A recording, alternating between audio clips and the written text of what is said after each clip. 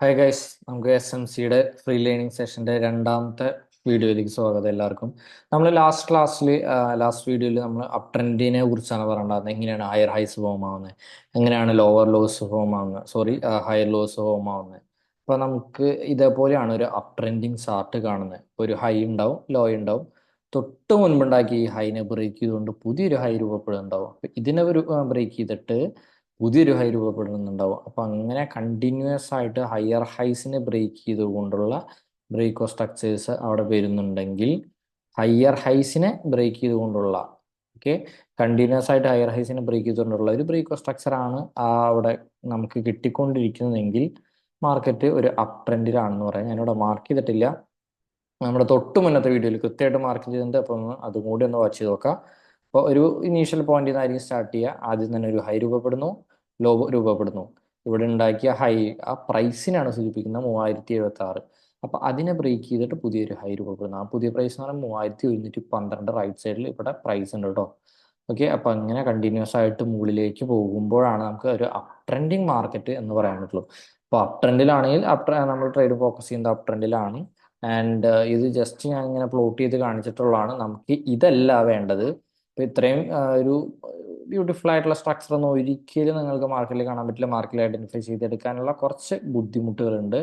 നമുക്ക് റാൻഡായിട്ട് ഒരു ചാർട്ട്, റാൻഡായിട്ടല്ല ഞാൻ നോക്കി വെച്ചിട്ടുള്ള ചാർട്ടാണ്. ഇപ്പോൾ റിലയൻസിന്റെ ഒരു ചാർട്ട് ഞാൻ എടുക്കുകയാണ്. അപ്പോൾ ഇനീഷ്യലി ഇവിടെയാണ് റിലയൻസ് സ്റ്റാർട്ട് ആയിട്ടുള്ളത് എന്ന് വിചാരിക്കുക. അപ്പോൾ ഏറ്റവും ആദ്യത്തെ ബിഗിനിങ് പോയിന്റ് നോക്കി പോവുകയാണെങ്കിൽ നമുക്ക് കൊല്ലങ്ങളോളം പുറകോട്ട് പോകേണ്ടി വരും. അതുകൊണ്ടാണ് നോക്കാത്തത്.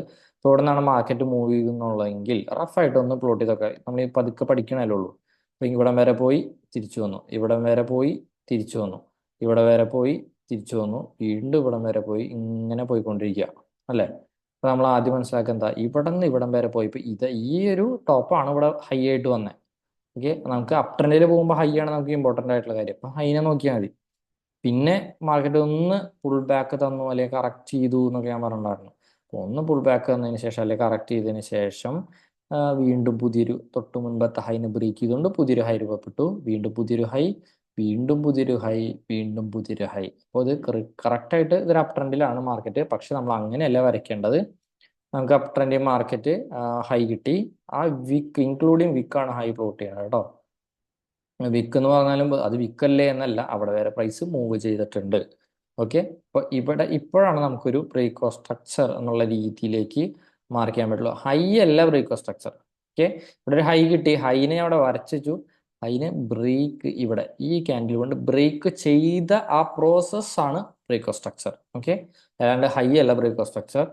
അത് കഴിഞ്ഞിട്ട് അതേപോലെ വീണ്ടും ഒരു പുതിയൊരു ഹൈ കാണുന്നുണ്ട്. അപ്പോൾ വീണ്ടും അതിനെ ബ്രേക്ക് ചെയ്ത് ഞാൻ കണ്ടിന്യൂസ് ആയിട്ട് ബ്രേക്ക് സ്ട്രക്ചർ തരാണ്. ഇവിടെ ഒക്കെ എന്തിനാണ് ബ്രേക്ക് ചെയ്ത് പോയിക്കൊണ്ട് ഹയർ ഹൈസിനെ ബ്രേക്ക് ചെയ്യണം. ഇവിടെ ഒരു ഹയർ ലോ ഉണ്ട്. അപ്പോൾ ഈ ഹയർ ലോനെ ജസ്റ്റ് ഒന്ന് ബ്രേക്ക് ചെയ്തിട്ടുണ്ട്. അപ്പോൾ ഇതൊരു ഫേക്ക് ചോർജ് എന്നുള്ളൊരു കോൺസെപ്റ്റ് ആണ്. നമ്മൾ പിന്നീട് വരുന്ന ക്ലാസ്സുകളായിട്ട് ഞാൻ അതെന്തായാലും പറയും. അപ്പോൾ നമുക്ക് ഇപ്പോൾ ഇവിടെ എന്താ കിട്ടിയ, കണ്ടിന്യൂസ് ആയിട്ട് ഹയർ ഹൈസിനെ ഇങ്ങനെ ബ്രേക്ക് ചെയ്ത് പോകുന്നുണ്ടെങ്കിൽ ഇത് അപ് ട്രെൻഡിലാണെന്ന് പറയാം. അപ്പോൾ നമ്മൾ കഴിഞ്ഞ ക്ലാസ്സിൽ പഠിച്ച എന്താ പറയുക, പഠിച്ചതിൻ്റെ ഒക്കെത്തിൻ്റെയും ജസ്റ്റ് ഒരു എക്സാമ്പിൾ ആയിട്ടാണ് റിലയൻസിന്റെ ചാർട്ട് എടുത്തത്. അപ്പോൾ ഇതുപോലെ നിങ്ങൾ ഒരു 5-10 ചാർട്ടുകൾ ഡെയിലി പ്ലോട്ട് ചെയ്ത് പഠിച്ചാലാണ് നിങ്ങൾക്ക് എന്തെങ്കിലും ഒരു മുന്നേറ്റം ഉണ്ടാവാൻ പറ്റുള്ളൂ. അല്ല ഇത് ജസ്റ്റ് കണ്ടുപോയി അവിടെ നിങ്ങൾക്ക് ഒന്നും നേടാൻ പറ്റില്ല.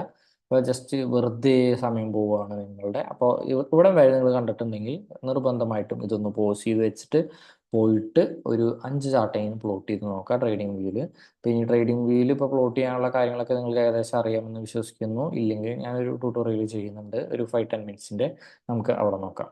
ഓക്കെ, അപ്പോൾ നമ്മളിതിപ്പോൾ അപ് ട്രെൻഡിൻ്റെ കേസാണ് പറഞ്ഞത്. ഡൗൺ ട്രെൻഡ് ആണെങ്കിലുള്ള കേസ് എങ്ങനെയായിരിക്കും, മാർക്കറ്റ് ഒരു പോയിന്റിൽ നിന്ന് ഇങ്ങനെ ഫോളോ ആവായിരിക്കും. ആദ്യത്തെ ലോ കിട്ടി, പിന്നെ ഒരു ഹൈ കിട്ടി, പിന്നെ ഈ ലോനെ ബ്രേക്ക് ചെയ്തുകൊണ്ടാണ് പുതിയൊരു ലോ ഉണ്ടാവുന്നത്. അപ്പം അതുകൊണ്ട് അതിനെ ലോവർ ലോ എന്ന് പറയും. അവിടെ ഞാൻ ഹയർ ഹൈ എന്നുള്ള വാക്ക് ഉപയോഗിച്ച്, ഇവിടെ ലോവർ ലോ എന്ന വാക്കാണ് ഉപയോഗിക്കുന്നത്. ലോവർ ലോ കിട്ടി, ഇവിടെ lower high, lower low, lower high എന്നുള്ള രീതിയിൽ നമുക്ക് ഓൾട്ടർനേറ്റീവ് ആയിട്ട് ഇങ്ങനെ കിട്ടിക്കൊണ്ടിരിക്കും. അപ്പോൾ ഇവിടെ ഏതായിരിക്കും ബ്രേക്ക് സ്ട്രക്ചർ, അവിടെ ഹൈന് അല്ലെങ്കിൽ ഹയർ ഹൈനെ ബ്രേക്ക് ചെയ്തപ്പോഴാണ് ബ്രേക്ക് സ്ട്രക്ചർ എന്ന് വന്നത്. ഇവിടെയാണെങ്കിലോ, ഇവിടെ നമുക്ക് ബ്രേക്ക് ആവേണ്ടത് ലോവർ ലോസിനെയോ അല്ലെങ്കിൽ ലോയിനെയോ. ആദ്യത്തെ ആയതുകൊണ്ടാണ് ലോ എടുത്തത്, രണ്ടാമത്തെ നമുക്ക് ലോവർ ലോസ് ആണ് വരുന്നത്. ഓക്കെ, പിന്നെ ഈ ലോ എന്നുള്ള സംഭവത്തിന് വലിയ ഇമ്പോർട്ടൻസ് കൊടുത്തിട്ടില്ലെങ്കിലും കുഴപ്പമില്ല. നമുക്ക് ലോവർ ലോ ആണ് ഇമ്പോർട്ടൻ്റ് ആയിട്ടുള്ള കാര്യം. ഇപ്പം എല്ലാത്തിനും നിങ്ങൾക്ക് ലോവർ ലോ തന്നെ മാർക്ക് ചെയ്യുന്നുണ്ടെങ്കിൽ അത് വലിയ പ്രശ്നമുള്ള കാര്യമില്ല. തിയററ്റിക്കലി അത് തെറ്റായിരിക്കും, പക്ഷെ ടെക്നിക്കലി നോ ഇഷ്യൂസ്. ഓക്കെ, നിങ്ങൾ അത് ഒരിക്കലും ഒരു തെറ്റിലേക്കും കൊണ്ടുപോകില്ല, പേടിക്കണ്ട. നമുക്ക് ആവശ്യമുള്ള കാര്യങ്ങൾ തന്നെയായിരിക്കും ഉണ്ടായിരിക്കുക. ഓക്കെ, അപ്പോൾ നമുക്ക് ചെറിയൊരു എക്സാമ്പിൾ, നമുക്ക് സിമ്പിൾ ആയിട്ടുള്ള എക്സാമ്പിളിലേക്ക് തന്നെ കിടക്കാം. അപ്പോൾ മാർക്കറ്റ് ഇവിടെ നിന്നാണ് സ്റ്റാർട്ട് ചെയ്യുന്നതെന്ന് വിചാരിക്കുക, ഇവിടെ നിന്നാണ് സ്റ്റാർട്ട് ചെയ്യുന്നതെന്ന് വിചാരിക്കുക. നമ്മൾ ആദ്യം വരച്ച പോലെ ഒന്ന് റാൻഡായിട്ട് വരച്ച് നോക്കാം. ഇവിടെ നിന്ന് ഒരു ഇവിടം വരെ വന്നു, തിരിച്ചു പോയി, ഇവിടം വരെ വന്നു, തിരിച്ചു പോയി, കറക്ഷൻസ് തന്നുകൊണ്ടിരിക്കുകയാണ്, തിരിച്ചു പോയി, തിരിച്ചു പോയി.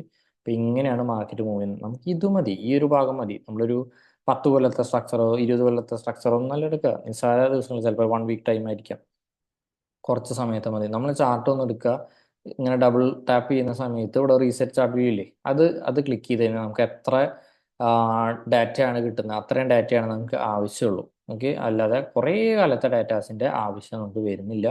അപ്പോൾ നമുക്കൊരു ലോ അല്ലെങ്കിൽ ലോവർ ലോ കൂടെ കിട്ടി, ഒരു പോയിന്റിൽ നിന്ന് ഫോൾ ആയി, ലോ കിട്ടി, ഹൈ കിട്ടി. ആ ലോവിനെ ബ്രേക്ക് ചെയ്ത് എന്തായിരിക്കും ഇത് ലോവർ ലോ. ഇവിടെ നോക്കാം, അത് റെഫറൻസിന് വേണ്ടിയിട്ട് ഇമേജ് യൂസ് ചെയ്യാം. അപ്പോൾ നമുക്ക് ഒരു ബ്രേക്ക് സ്ട്രക്ചർ കിട്ടി. നമുക്ക് വീണ്ടും അടുത്ത ബ്രേക്ക് സ്ട്രക്ചർ, താഴത്തേക്ക് വീണ്ടും ബ്രേക്ക് സ്ട്രക്ചർ കിട്ടി, വീണ്ടും താഴത്തേക്ക് ഇങ്ങനെ ബ്രേക്ക് സ്ട്രക്ചർ കിട്ടാണ്. അപ്പോൾ രണ്ടോ അതിലധികമോ ബ്രേക്ക് സ്ട്രക്ചർ ഉണ്ടെങ്കിൽ നമുക്ക് കൺസിഡർ ചെയ്യാവുന്ന കേസിലോട്ട്, നോ ഇഷ്യൂസ്. അപ്പോൾ കണ്ടിന്യൂസ് ആയിട്ട് താഴത്തേക്ക് ബ്രേക്ക് സ്ട്രക്ചർ കിട്ടിക്കൊണ്ടിരിക്കുകയാണ്, അല്ലെങ്കിൽ കണ്ടിന്യൂസ് ആയിട്ട് ലോ ബ്രേക്ക് ചെയ്തുകൊണ്ടിരിക്കുകയാണ്. ലോ ബ്രേക്ക് ചെയ്യുമ്പോൾ എന്താ അർത്ഥം, അവിടെ അതായിരുന്നു പ്രൈസ്. ഓക്കെ, ആ പ്രൈസിന് ബ്രേക്ക് ചെയ്ത് താഴത്തേക്ക് വേണം. 100 രൂപ വരെ ആയിരുന്നു ഇന്നലെ, 100 രൂപയായിരുന്നു. ഇന്നേക്ക് അത് 98ലേക്ക് എത്തി, നാളേക്ക് അത് 90ലേക്ക് എത്തി. അതായത് അപ്പോൾ എന്താ ഡയറക്ഷൻ നോക്കാം, കുറഞ്ഞു കുറഞ്ഞു കുറഞ്ഞു വരാണ്. അപ്പോൾ അത് നമുക്ക് ഡൗൺ ട്രെൻഡിനാണ് ഇൻഡിക്കേറ്റ് ചെയ്യുന്നത്. അപ്പോൾ അപ് ട്രെൻഡിന് ചെറിയ എക്സാമ്പിൾ ഞാൻ കാണിച്ചു തന്നിട്ടുണ്ട്, ഡൗൺ ട്രെൻഡിൻ്റെ എക്സാമ്പിൾ കാണിച്ചു തന്നിട്ടുണ്ട്. ഡൗൺ ട്രെൻഡ് ഞാൻ പെട്ടെന്ന് റാൻഡായിട്ട് പറയുകയാണ് ചെയ്ത്, റാൻഡം ആയിട്ടുള്ള ഒരു ചാർട്ട് തന്നെയാണ് എടുത്ത് കാണിച്ചത്. ഇപ്പോൾ ഇതുപോലെ നിങ്ങൾ 5ഉം 10ഉം ചാർട്ടൊക്കെ ഒന്ന് വരച്ച് അടിപൊളിയായിട്ട് നോക്കാം, മാക്സിമം ട്രൈ ചെയ്യുക. നമുക്ക് എന്തായാലും അടുത്ത ക്ലാസ്സുകളായിട്ട് സപ്പോർട്ട് റെസിസ്റ്റൻസും പഠിക്കണം, അതേപോലെ തന്നെ നമുക്ക് SMCയും കാര്യങ്ങളിലേക്കും നെക്സ്റ്റ് സെഷനിൽ നമ്മൾ എന്തായാലും കിടക്കാം. അപ്പോൾ നമുക്ക് അടുത്ത വീഡിയോയിൽ കാണാം. ഓക്കെ, അതായിരിക്കും എല്ലാവർക്കും ഓൾ ദ ബെസ്റ്റ് ഗൈസ്.